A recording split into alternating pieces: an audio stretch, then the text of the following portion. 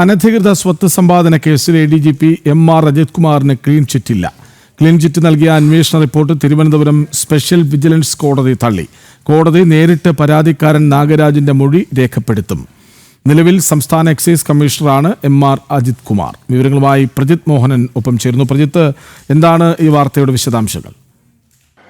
കൃഷ്ണരാജ്, നേരത്തെ വിജിലൻസ് നൽകിയിട്ടുള്ള clean chit ഇപ്പോൾ തിരുവനന്തപുരം വിജിലൻസ് കോടതി തള്ളിയിരിക്കുകയാണ്. ഇനി പരാതിക്കാരനായിട്ടുള്ള നാഗരാജിന്റെ മൊഴി കോടതി നേരിട്ട് രേഖപ്പെടുത്തും. ഇപ്പോൾ ഈ നാഗരാജ് ഉന്നയിച്ച ചില വാദങ്ങളുടെയൊക്കെ അടിസ്ഥാനത്തിലാണ് ഇപ്പോൾ ഈ ക്ലീൻ ചിറ്റ് കോടതി തള്ളിയിരിക്കുന്നത്. അതിൽ പ്രധാനമായും ചൂണ്ടിക്കാട്ടിയത് ഈ സ്വത്ത് സമ്പാദനവുമായി ബന്ധപ്പെട്ടുള്ള സർവീസ് ചട്ടങ്ങൾ പാലിച്ചിട്ടില്ല എന്നുള്ളതിൻ്റെ വിശദാംശങ്ങൾ കോടതിയിൽ ഹാജരാക്കിയിട്ടില്ല. അതോടൊപ്പം തന്നെ ഡിജിറ്റൽ തെളിവുകൾ കോടതിയിൽ എത്തിച്ചിട്ടില്ല.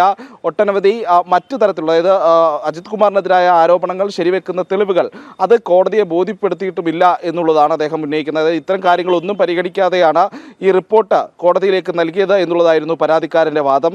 അപ്പോൾ അതെല്ലാം പരിഗണിച്ചുകൊണ്ടാണ് ഇപ്പോൾ നിലവിൽ ഈ ക്ലീൻ ചിറ്റ് കോടതി തള്ളിയിരിക്കുന്നത്. ഇനി കോടതി നേരിട്ട് ഈ കേസിൽ പരാതിക്കാരൻ ഉന്നയിക്കുന്ന വിഷയങ്ങളിൽ അതിൻ്റെ രേഖകൾ പരിശോധിക്കുകയും തെളിവുകൾ നേരിട്ട് കോടതി പരാതിക്കാരനിൽ നിന്ന് ശേഖരിക്കുകയും ചെയ്യുമെന്നുള്ളതാണ് നമ്മൾ മനസ്സിലാക്കുന്നത്.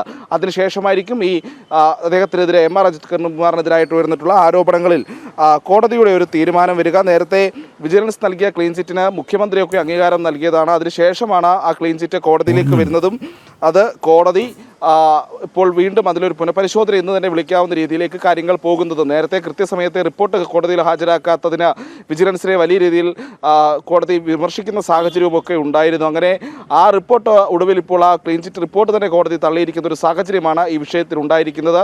ഇനി നാഗരാജിന് എന്തൊക്കെ തെളിവുകൾ ഇതിൽ ഹാജരാക്കാനുണ്ട്, ആ രേഖകളും മറ്റ് വിവരങ്ങളും എല്ലാം പരിശോധിച്ചുകൊണ്ടായിരിക്കും MR അജിത് കുമാറിനെതിരായ വിജിലൻസ് അന്വേഷണവുമായി ബന്ധപ്പെട്ട് കോടതി ഒരു തീരുമാനത്തിലേക്ക് പോകുക.